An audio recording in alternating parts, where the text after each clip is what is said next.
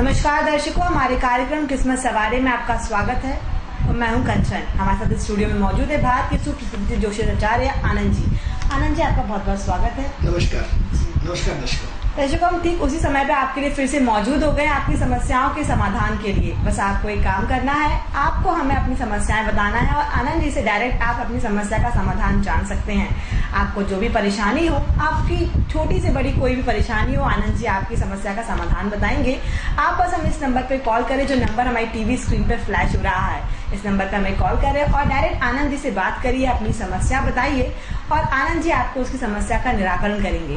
जी आनंद जी, जो अभी समय से हमारी जो मंगल को लेकर चर्चा जारी है, उसी को लेकर मैं जानना चाहूंगी कि वृश्चिक राशि में मंगल का क्या प्रभाव रहता है। देखिए कंचन जी, वृश्चिक राशि जो अंतिम पार्ट चल रहा था, जैसे हमने वृश्चिक राशि के बारे में पहले बताया था कि इसमें 3 नक्षत्र होते हैं, गुरु का, शनि का और बुध का। तो हमने गुरु के बारे में बता चुके थे, शनि के बारे में बता चुके थे। आज उसी का जो वृश्चिक राशि का जो बुध का नक्षत्र है, उसके बारे में आज हम आपसे चर्चा करेंगे। अब सवाल ये हो रहा है कि जो वृश्चिक राशि का स्वामी है वो मंगल है, जल तत्व का है। अब जो इसका अंतिम नक्षत्र है, जो 16:40 से लेकर 30 डिग्री के बीच का होता है, वो इसमें बुध का नक्षत्र होता है। अब बुध का नक्षत्र होने के कारण बुद्ध क्या है, मास्टरमाइंड है। मास्टरमाइंड का है बुद्धि का। अब बुद्धि 2 तरह की होती है, नेगेटिव या पॉजिटिव, सकारात्मक सोच या नकारात्मक सोच। अब सवाल ये हो रहा है कि किसके थ्रू बात कर रहे हैं, बुद्ध के थ्रू बात कर रहे हैं। किसके थ्रू बात कर रहे हैं, मंगल के थ्रू बात कर रहे हैं। अब बुद्ध और मंगल के थ्रू जब आप चर्चा कर रहे हैं, तो अब ये मंगल का हमने 2 पार्ट हर बार आपको बताया कि एक मेष राशि का जो मंगल पार्ट और एक वृश्चिक राशि का जो मंगल पार्ट। मेष राशि में क्या है, उतावलापन, तुरंत हाथों हाथ निर्णय लेना। लेकिन वृश्चिक में क्या है, अंदरूनी गुस्सा है, अंदरूनी दिमाग है। ऐसी कंडीशन में क्या होगा कि जो पर्दे के पीछे जो लोग काम करते हैं, पर्दे के सामने और पर्दे के पीछे। अब पर्दे के पीछे कौन होता है, जैसे एक मुख्यमंत्री है, अब प्रधानमंत्री है। अब उनके पर्दे के पीछे क्या होता है, उनके सलाहकार होते हैं। भाषण किसी और ने लिखा होता है, नाम किसी और का होता है। अब ऐसी कंडीशन में क्या होता है, भाषण पूरा एक इमोशनल भाषण लिखने वाला अलग व्यक्ति होता है, एक जोशीला भाषण लिखने वाला अलग व्यक्ति होता है, एक जातिगत भाषण लिखने वाला अलग होता है, एक धार्मिक संस्थाओं का उद्घाटन करने वाला अलग होता है, एक पार्टी में अपने अपने लिखने वाला है भाषण। लेकिन उनके सबके अलग अलग अलग अलग अलग अलग पूरे के पूरे व्यक्तित्व होते हैं। अब मान लो किसी मुख्यमंत्री को या प्रधानमंत्री को किसी धार्मिक समारोह में जाना है, तो वहाँ धार्मिक शब्दों से आपको व्यक्ति को प्रभावित करना है, तो आपकी धार्मिक विवेचना वाला लिखने वाला व्यक्ति अलग तरह का हुआ। अब राजनीति से प्रभाव में तो वो राहु वाला प्रधान व्यक्ति हुआ, वो राहु से संबंधित ऐसे जोशीले शब्द फेंकेंगे जिससे उनमें उत्साहवर्धन हो पार्टी में। तो अब सवाल ये हो रहा है, मान लो किसी सामाजिक काम का उत्थान करना है या किसी जयंती गांधी जी की मनाना, तो गांधी जी के बारे में गांधी जी क्या थे, गांधी जी कब पैदा हुए, उन्हें तो इतना ध्यान नहीं रहता, तो उसका फिर अलग विशेषज्ञ हो। या कबीर की जयंती, तो एग्जाम्पल के लिए क्या होता है, जो पर्दे के पीछे जो लोग काम करते हैं, क्योंकि वृश्चिक राशि है अंदरूनी राशि। इसका एग्जाम्पल देखिए कि एक जमीन के ऊपर उगने वाले फल पौधे और एक जमीन के अंदर उगने वाले, जैसे गोभी होती है जमीन के अंदर, आलू होता है जमीन के अंदर, टमाटर जमीन के बाहर होता है। तो मंगल जाता है मेष राशि, टमाटर घर के लाल रंग का होता है, उसके जमीन के ऊपर होता है। लेकिन इसमें क्या होता है, जमीन के अंदर की जो चीजें होती है वो वृश्चिक राशि में आती है। अब प्रश्न ये उठता है, जो वृश्चिक राशि की जो स्थिति है वो क्या है, पर्दे के अंदर की है। अब पर्दे के अंदर की स्थिति जब हम देखते हैं, तो इसमें क्या होता है, बुद्धि से काम लेना है। अब बुद्धि यानी दिमाग, दिमाग यानी कूटनीतिज्ञ दिमाग, या अब बड़े बड़े राष्ट्राध्यक्ष होते हैं या मध्य प्रदेश बड़े बड़े सेक्रेटरी होते हैं, किसके लिए काम करते हैं, प्रदेश की हित के लिए। इसके माध्यम से मंत्री का पीए हुआ है, आपके मुख्यमंत्री का पीए हुआ है, आपके बड़े बड़े राज्य उद्योगपतियों का पीए हुआ है। यानी क्या होता है, उन्होंने साहब आप एक काम करो, ऐसा योजना करके ये योजना आप इसमें इन्वेस्टमेंट कर दो, वो इसमें मजा आ जाएगा। किसने सलाह दी, आपके पीए ने। और पीए ने सलाह दे करके आपने क्या करा, उसमें पूरा का पूरा इन्वेस्टमेंट कर दिया, आपकी लाइफ बन गई। तो क्या होता है, आपको सलाह देने वाला कोई और है और काम करने वाला कोई और है। तो पर्दे के सामने और पर्दे के पीछे, तो जो वृश्चिक राशि होती है अंडरग्राउंड काम करती है। अब क्या होता है, उन्होंने साहब क्या भाषण दिया मोदी जी ने। अरे आप यदि टीवी देखते हैं, स्क्रीन देखते, तो मोदी जी के अलग अलग लिखने वाले लेख टीवी में साफ साफ बताया था कि उनके ये लेखन ये लिखेंगे, इनका ये लिखेंगे। यानी वो लोग क्या थे, वृश्चिक राशि वाले और बुद्ध से जुड़े हुए। अब बुद्ध से जुड़े हुए हद तक तो ठीक है। अब बुद्ध जो है वो बुद्धि है, लेकिन बुद्धि में आग कब फेंकोगे, जब मंगल होगा। और यदि जब मंगल ही नहीं होगा तो उन शब्दों में तीखापन नहीं आएगा, उसमें आग नहीं आएगी, उसमें एक ऐसा प्रभावित करने वाली क्षमता नहीं आएगी, सामान्य शब्द हो जाते हैं। लेकिन यदि जब बुध और मंगल का कॉम्बिनेशन जुड़ता है और वृश्चिक शास्त्र जुड़ता है तो ऐसे लोग पर्दे के पीछे इतना बड़ा मैनेजमेंट कर डालते हैं कि आपकी कल्पना भी नहीं करते। अब जैसे क्या होता है, नींव के पत्थर कहते हैं ना साहब, ये पार्टी के नींव के पत्थर है, ये घर के नींव के पत्थर है। नींव के पत्थर यानी स्तंभ, दब जाना, यानी उनको पर्दे के पीछे नहीं होते हैं, लेकिन पर्दे के पीछे जीवन भर अपने आप को खपा देते हैं, अपने समाज के लिए खपा देते हैं। उनको नाम से लेना देना नहीं होता, उन्हें तो सिर्फ मेरा देश प्रगति करे, मेरा समाज प्रगति करे, मेरा व्यक्तित्व प्रभावित हो। लेकिन उन्हें ये नहीं रहता कि साहब आपने उनको मंच पे बिठा दिया तो वाहवाही हो गई, उन्हें सम्मान दे दिया तो वाहवाही हो गई, उनका अपमान हो गया। वो ये इन सब चीजों से बाहर होते हैं, लेकिन देश और समाज के लिए उनका इतना बड़ा रोल रहता है कि जिसकी कि आप कल्पना भी नहीं कर सकते। तो ऐसे व्यक्ति जो है टोटल दिमाग वाले होते हैं और दिमाग से इतना तेज होते हैं कि हजारों गुना बहुत ज्यादा सोचते हैं। अब जैसे राजदूत, 2 देशों के राजदूत होते हैं। अब 2 देशों के राजदूत क्या होता है, प्रधानमंत्री को थोड़ी मालूम कहाँ साइन करना है, ना आपके भारत को प्रधानमंत्री को मालूम, ना अमेरिका के प्रधानमंत्री को मालूम होता है। तो एजेंडा जो 2 लोग तैयार करते हैं तो राजदूत लोग करते हैं। राजदूत मतलब पर्दे के पीछे आप 2 प्रधानमंत्रियों के लिए वो पूरी डिसाइड कर लेंगे कि साहब इन चीजों पे हम ये करेंगे, इन चीजों पे ये करेंगे। जब उनकी मुलाकात का तय किया जाता है रात, तो सिर्फ उनको तो साइन किया जाता है, उस समय पता पड़ता है कि हमें ये एग्रीमेंट करते हैं। तो आपके IAS IPS जो बनते हैं वो बड़े बड़े कूटनीतिज्ञकार होते हैं, वो राजनीतिज्ञ होते हैं, वो आपकी सारी विदेश नीतियां तय करते हैं। किसके पीछे, पर्दे के पीछे होकर के। यानी वृश्चिक राशि बुध का नक्षत्र और मंगल उसके साथ कॉम्बिनेशन वाली राशियां हैं। ऐसी राशियां जो है पर्दे के पीछे काम करती हैं। तो ये महत्वपूर्ण इनकी विशेषता है। अब आज हम अगली राशि पे बात करते हैं, वो है धनु राशि। तो ये तो हमने जाना कि वृश्चिक राशि में मंगल का क्या प्रभाव रहता है। अब हम बात करेंगे कि धनु राशि जो होती है, धनु राशि में मंगल का क्या प्रभाव रहता है। जी तो मित्रों, हम जैसे हर बार आपको बताते हैं कि दो चीजों को मिलन करके एक तीसरी चीज की उत्पत्ति होती है। जैसे पति पत्नी मिलते हैं और पति पत्नी मिलकर के सृजन करते हैं और सृजन करके उनकी संतान के रूप में होती है। तो आप 2 चीजों को एक साथ मिलाइए और एक साथ मिला करके अब सबसे पहले क्या लीजिए कि आज हम धनु राशि में मंगल का कॉम्बिनेशन रहता है। तो धनु राशि की विशेषता क्या है, धनु राशि की कार्यशैली क्या है और मंगल की कार्यक्षमता क्या है, धनु राशि की क्वालिटी क्या है, व्यवहार क्या है, सोच क्या है, और मंगल के व्यवहार क्या है, सोच क्या है, क्वालिटी क्या है। और 2 कॉम्बिनेशनों को आपस में मिला दीजिए और तीसरे कॉम्बिनेशन का निर्माण कर डालिए। तो हम सबसे पहले धनु की राशि की बात करेंगे। तो धनु राशि का है कि ज्ञान की राशि है। ऐसे ज्ञान की राशि जिसकी की कल्पना भी नहीं कर सकते हैं। ऐसे लोग जीवन भर ज्ञान के लिए लड़ते रहते हैं, झूठ इनसे बर्दाश्त नहीं हो सकता, क्योंकि ये इतने ज्ञानी होते हैं। इनके रामायण महाभारत गीता सब इनके कंठस्थ होते हैं, इतना वेद पुराण इनके सबको नॉलेज होता है, दुनिया भर देश विदेश का इनको संपूर्ण नॉलेज होता है। ये लोग भले कम पढ़े लिखे होते हैं लेकिन इनके नॉलेज की क्षमता को प्रणाम करते हैं। जितने भी धनु राशि वाले होते हैं उन सबका नॉलेज अद्वितीय होता है। अद्वितीय मतलब अद्वितीय, जिनके नॉलेज के आगे पार नहीं पाया जा सकता। लेकिन ऐसी कंडीशन में क्या होता है, ये अग्नि तत्व की राशि है। क्या की राशि है, अग्नि तत्व की। अग्नि तत्व गुरु राशि है, यहाँ तक तो ठीक है। लेकिन जो धनु राशि का स्वामी कौन है, गुरु है। गुरु किसके लिए है, ज्ञान के लिए। ज्ञान किसके लिए, आध्यात्मिक संतुष्टि के लिए, आत्मिक संतुष्टि के लिए। तो अब ऐसी कंडीशन में जो महत्वपूर्ण आपका रोल है वो महत्वपूर्ण क्या होगा, गुरु धनु राशि का स्वामी गुरु और गुरु ज्ञान के लिए।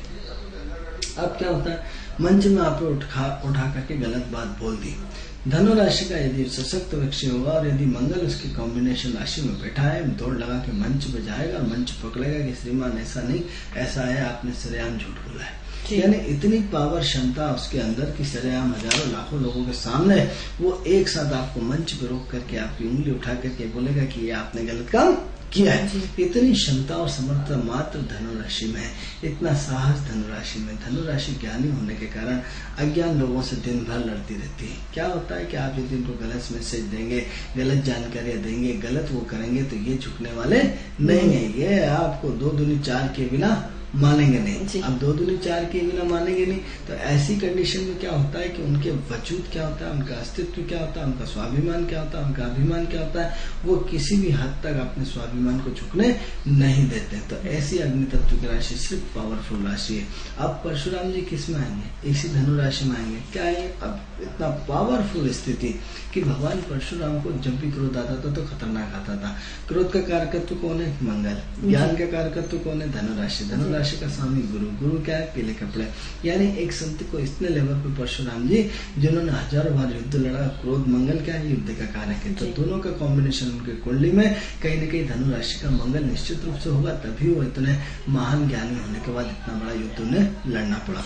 अब ऐसी कंडीशन में जो सबसे महत्वपूर्ण चीज है कि ऐसे लोग बड़े इंटेलिजेंट होते हैं, ऐसे लोग बड़े ज्ञानी होते हैं, ऐसे लोग किसी से दबते नहीं है, तो इनको समाज में अलग थलग रहना पड़ता है, क्योंकि इनका आईक्यू का लेवल इतना ज्यादा होता है कि हर व्यक्ति इनके आईक्यू के लेवल का नहीं होता।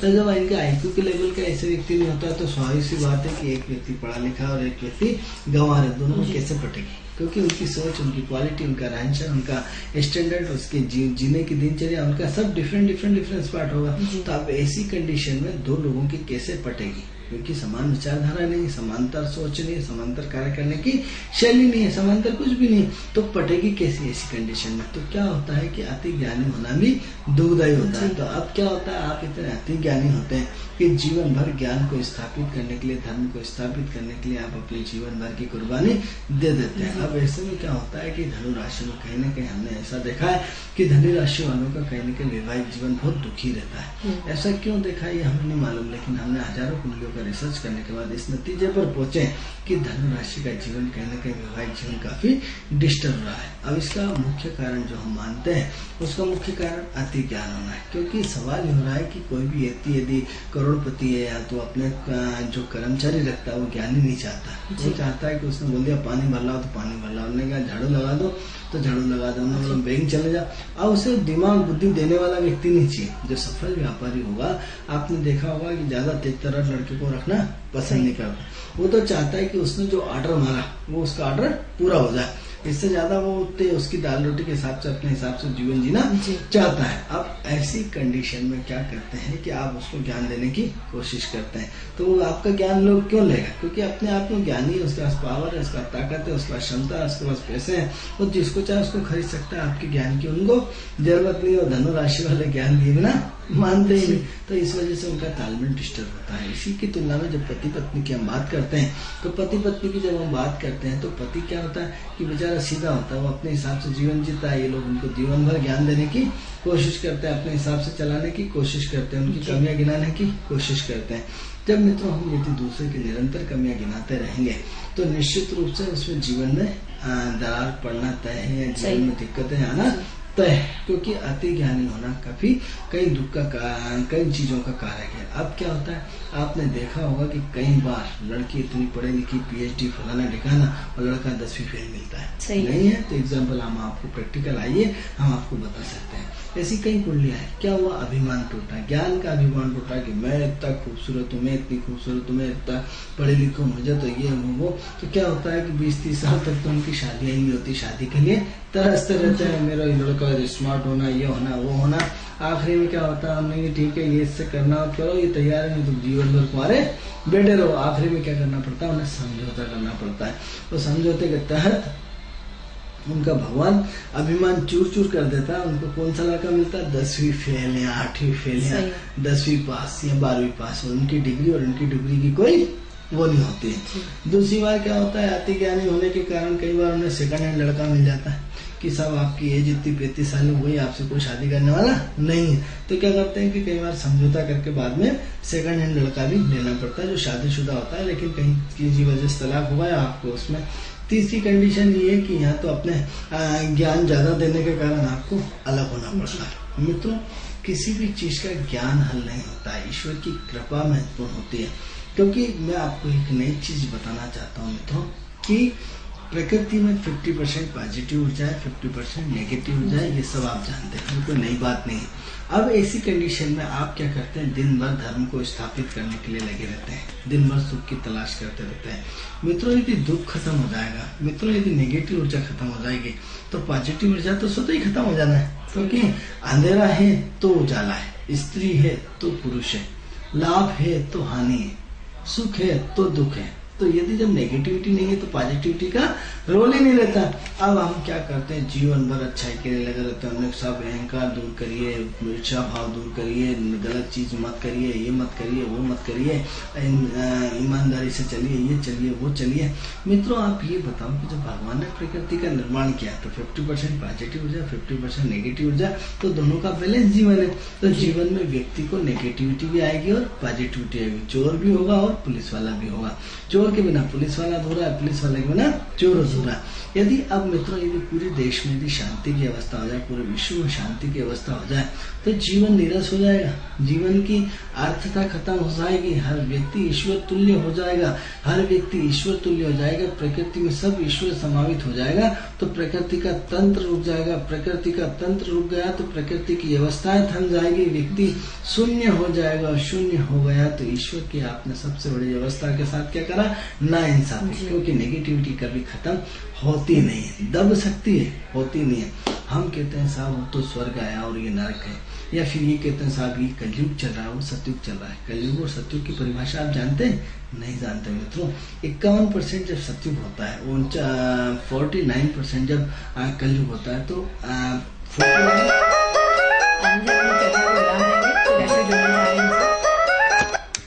Hello hello hello hello. हाँ जी, हाँ जी, मैं से बोल रहा हूँ। क्या नाम है आपका? जी राकेश नाम है मेरा। हाँ जी राकेश जी, कहाँ से बात कर रहे हैं आप? इधर से बात कर रहा हूँ, भोपाल से। जी राकेश जी, आपकी डेट ऑफ बर्थ क्या है? 21 मई। जी 21 मई जी 21 मई और सन? 21 मई 1993। जी राकेश जी, क्या जानना चाहते हैं आप? बस जानना चाहता हूँ, मतलब कि कैसा क्या फ्यूचर है आपका? समय क्या है, जन्म का समय क्या है आपका? दोपहर 12 बजे। दोपहर 12 बजे। जी जी देखिए राकेश जी, आपने इससे पहले भी हमारे कार्यक्रम में फोन कर चुके हैं, ऐसा हमें प्रतीत होता है, क्योंकि राकेश जी आपका पिछली बार भी फोन आया था। शायद हमें यदि आपकी आवाज और आपके नाम से यदि हमें समझ में आ रहा है, तो क्या जानना चाहते हैं राकेश जी? हेलो हेलो जी, क्या जानना चाहते हैं आप आनंद जी से? आनंद जी से जानना चाहता हूँ, अपने फ्यूचर के बारे में जानना चाहता हूँ, भविष्य के बारे में, कैसा कहाँ मेरी लाइफ में कहाँ मतलब कैसा क्या रहेगा। देखिए ऐसा है कि सिंह लग्न की पत्रिका आई है आपकी, और आपके जो सेकंड हाउस में गुरु विराजमान है, चौथे घर में राहु विराजमान है, सप्तम घर में शनि विराजमान है, 8वें घर में शुक्र विराजमान है, 10वें घर में केतु, बुध, सूर्य और चंद्र, और 12वें घर में मंगल है। ये आपकी कुंडली की पोजीशन है। अब प्रश्न ये उठता है राकेश जी कि आप अपने आप में दबंग है, आप अपने आप में बोल्ड है, अपने आप में एक महत्वाकांक्षी, अपने आप में इतने बड़े महत्वाकांक्षी हैं कि आप अपने जीवन को बहुत हाई लेवल पे चाहते हैं, हाई लेवल की प्रतिष्ठा चाहते हैं, हाई लेवल का मान सम्मान चाहते हैं, लेकिन हाई लेवल की कहीं न कहीं ऊंचाइयों को छूना चाहते हैं। बट सबसे बड़ी कमजोरी ये है कि आपके जीवन में उतार चढ़ाव बहुत ज्यादा होता है। स्टार्ट आपकी काफी कंफ्यूजन से होती है, दिक्कतों से होती है, परेशानियों से होती है, और कहीं न कहीं उलझने भरी रहती है। अभी वर्तमान 1 साल से आपका कंफ्यूजन बहुत ज्यादा बढ़ा है, आपकी असमंजसता बहुत ज्यादा बढ़ी है, आपकी असंतुष्टि बहुत ज्यादा बढ़ी है, कहीं न कहीं आपके अंदर परिवर्तन की इच्छा बहुत ज्यादा है, क्योंकि दिमाग बहुत ज्यादा दौड़ता रहता है। क्या है कि उथल पुथल 24 घंटे आप जब भी कंप्यूटर लैपटॉप के आगे बैठते रहते हैं, लेकिन आपके दिमाग में उथल पुथल लगातार कई रूपों में किसी न किसी रूप में चलती रहती है। तो ऐसी उथल पुथल जो आपको सिर्फ बात ही बात कराती है, प्रैक्टिकल होने नहीं देती है। तो अब सवाल ये उठता है कि कहीं न कहीं आप अपने कंफ्यूजन को दूर करें, अपने असमंजसता को दूर करें, अपने विचारों को थोड़ा सा विराम दें, क्योंकि समय आने पर सब होता है। अभी थोड़ा सा समय नहीं आया है। जब तक व्यक्ति का समय जीवन में नहीं आता मित्रों, तब तक कुछ नहीं हो सकता। समय से पहले और भाग्य से ज्यादा कभी किसी को नहीं मिल रहा है। मित्रों, यदि आप अपना भाग्य बदलना चाहते हैं तो हर बार हम अपने राजधानी यूट्यूब चैनल के माध्यम से हमेशा आपको बताने की कोशिश करते हैं कि मित्रों दान पुण्य करिए। दान पुण्य करने से भाग्य बदलता है, क्योंकि दान पुण्य ऐसा नहीं कि हम आपको अलग से बता रहे हैं। जो हमारे सिद्धांत है, जो हमारी संस्कृति है, जो हमारा धर्म है, उसके अनुसार आप दान पुण्य करिए। मित्रों सबसे पहले रोज गाय को रोटी दीजिए, कुत्ते को रोटी दीजिए, अपने वजन का हर महीने या 3 महीने में अपना तुला दान करिए, किसी गरीब को अन्नदान करिए, पक्षियों को दाना दीजिए। पक्षियों को दाना करने से हमारे पितृ प्रसन्न होते हैं। इसके अलावा जो नदियां रहती है, नदियों में छोटे छोटे जीव जंतु रहते हैं। हजारों जीव जंतु को आपने यदि अन्न का दाना डाल देते हैं या आपने मछलियों का दाना डाल देते हैं, तो हजारों जीव जंतु को चने डाल दो, परमन डाल दो, तो इसमें हजारों जीव जंतु का भोजन हो जाता है। इसके अलावा आप चींटियों को प्रसाद खिलाइए। चींटियों को छोटा छोटा एक नारियल और उसमें गुड़ और शक्कर या घी शक्कर भर करके किसी जमीन के पास में लगा दीजिए, गाड़ दीजिए पेड़ के पास। उसमें छोटे छोटे कीड़े मकोड़े न जाने असंख्य जीव जंतु जो छोटी छोटी चींटियां उनका भोजन हो जाता है। मित्रों अपनी कमाई का 2% हिस्सा दान करिए। ये सारी की सारी चीजें आपको इसलिए कहते हैं कि मित्रों इन सब करने से भाग्य बदलता है। जी। किसी ज्योतिष के पास कोई जादू की छड़ी नहीं होती है कि आपका भाग्य बदल दे। आप सबसे पहले अपने जीवन में जितना दान पुण्य बढ़ाएंगे राकेश जी, उतनी जिंदगी बहुत अच्छी हो जाएगी। क्योंकि अभी राहु की महादशा आपकी प्रारंभ हुई है और राहु की महादशा अभी मात्र 1-1.5 साल निकला है और आपकी पूरी लाइफ 2031 तक आपको लाइफ पूरी राहु की महादशा में ही जीना पड़ेगा। ऐसी कंडीशन में जब राहु की महादशा इतनी पावरफुल है और इतना आपको उससे जुड़ के रहना पड़ेगा, तो ऐसी कंडीशन में आप अपने दान पुण्य बढ़ाइए। ऐसे दान पुण्य बढ़ाइए जो आपका ओरा बदल देगी, जो आपकी जीवन की सोच बदल देगी। मित्रों आदमी मेहनत सब करते हैं। आप सोचते साहब मैं खूब मेहनत करता हूँ, आप गलत फहमी के शिकार है। ऐसा कोई सा व्यक्ति नहीं है जो जीवन में मेहनत न करता हो।